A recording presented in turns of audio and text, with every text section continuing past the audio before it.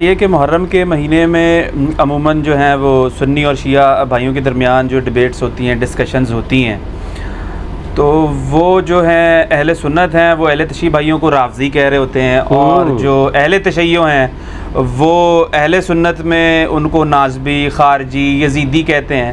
تو یہ جو اصطلاح ہیں یہ آپس کے ٹسل میں ہی ڈیوائز ہو گئی ہیں یا یہ واقعتاً کوئی پیچھے سے اس کا؟ دیکھیں اصطلاح تو اپنی اصل میں موجود ہے، لیکن اس کی امپلیمنٹیشن جو ہے نا وہ غلط ہو رہی ہوتی ہے، اپنے مقاصد کے لیے، پیٹ کے لیے ہو رہا ہے سب کچھ۔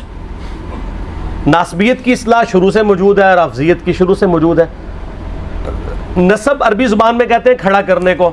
ناسبی وہ لوگ ہیں جو سیدنا علی کے مخالفین تھے، ٹاپ آف دا لسٹ اس میں خوارج تھے، جو بغض رکھنے والے تھے، یا اہل صفین۔ اہل جمل کو میں نہیں کہتا کیونکہ اہل جمل تو بیک فوٹ پہ چلے گئے تھے۔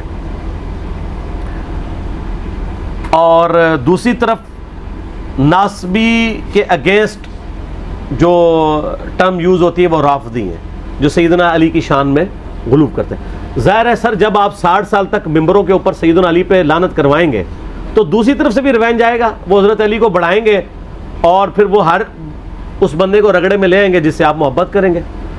جیسا کہ غلام احمد قادیانی دجال کرتا تھا، جس سے اس کی لڑائی ہوتی تھی نا، اس کے بزرگ کو گالیاں دیتا تھا، چاہے وہ اس کا اپنا بزرگ بھی ہو۔ یعنی مجھے بتائیں، اگر ہمارا عیسائیوں سے دشمنی ہوگی تو کیا ہم حضرت عیسیٰ کی توہین شروع کر دیں گے؟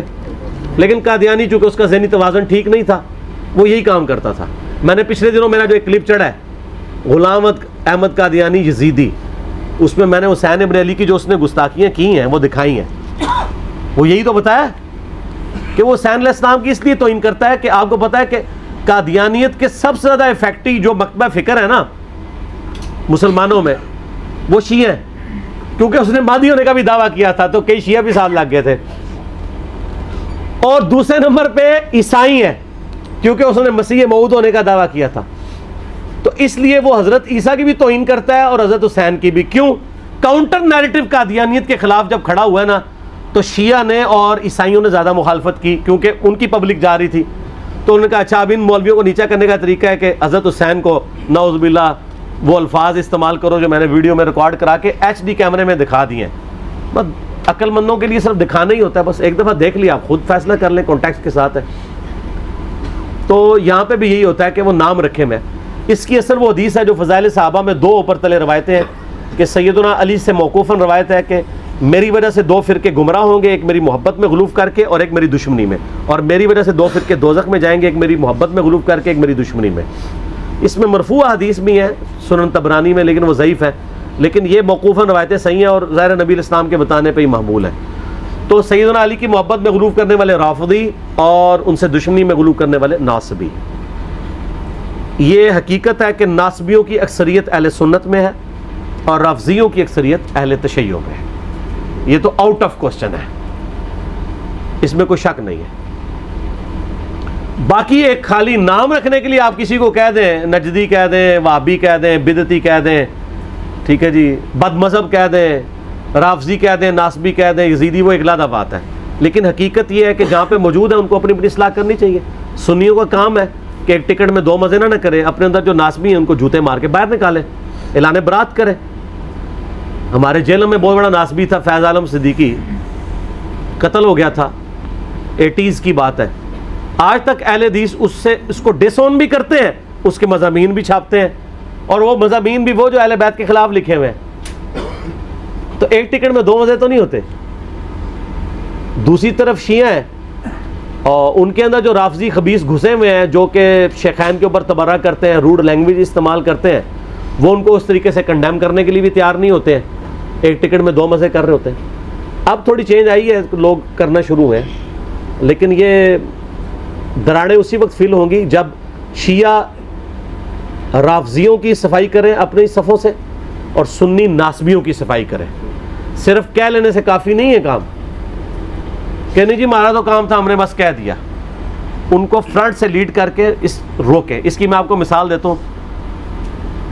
2006 کی بات ہے آلموسٹ، میں ایک دفعہ گولڈے گیا، اس وقت میں بھی بریلوی تھا، لیکن میں کئی چیزوں کے خلاف تھا، شروع سے ہی تھوڑا بہت ذہن کھلنا شروع ہو گیا تھا۔ تو وہاں کے جو مفتی تھے میں نے ان سے کہا کہ یہ یہاں پہ عورتیں آ کے بے پردہ عورتیں یہاں مزارات پہ آ رہی ہیں, ان کو آپ منع کیا کریں. ان کا جی ہم نے وہاں بورڈ لکھ کے لگا دیا ہے نا, اور کیا کریں, بورڈ لکھ کے لگایا ہوا ہے گاؤں کی عورتوں کے لیے, ان کو پڑھنا بھی نہیں آتا. میں نے کہا صرف یہ کافی ہے, آپ ان کو روکیں بائی فورس, قبر تک پہنچے ہی نا, وہاں مرد کھڑے کر دیں, اندر آنے ہی نہ دیں. لیکن وہ چاہتے بھی نہیں, اندر آئیں گی تو چندہ دیں گی نا.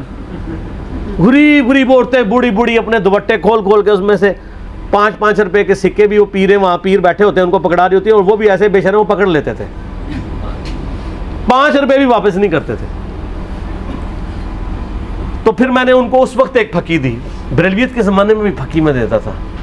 میں نے کہا جی مجھے بتائیں, اگر یہاں پہ کوئی بندہ آ کے آپ کے جو قبر میں دفن شدہ بزرگ ہیں ان کو گالیاں نکالنی شروع کر دے, تو پھر آپ ایک وہاں پلے بورڈ ہی لگائیں گے کہ بزرگوں کو گالیاں دینا منع ہے, یا روکیں گے؟ کہتا ہے جی ایسی کی تیسی روکیں گے. تو میں نے کہا اس کا مطلب ہے کہ بزرگوں کی حمیت آپ کے دل میں شریعت محمدیہ صلی اللہ علیہ وآلہ وسلم سے بڑھ کر ہے.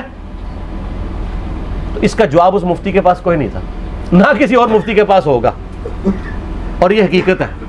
ان کو اپنے باب عزیز ہے. اتخذوا احبارهم ورهبانهم اربابا من دون اللہ, انہوں نے اپنے بزرگوں اور جوگیوں کو رب مان لیا اللہ کو چھوڑ کے. یہود و نصارہ والی خرابیاں اس امت میں بھی آئی ہیں, بخاری مسلم میں حدیث ہے.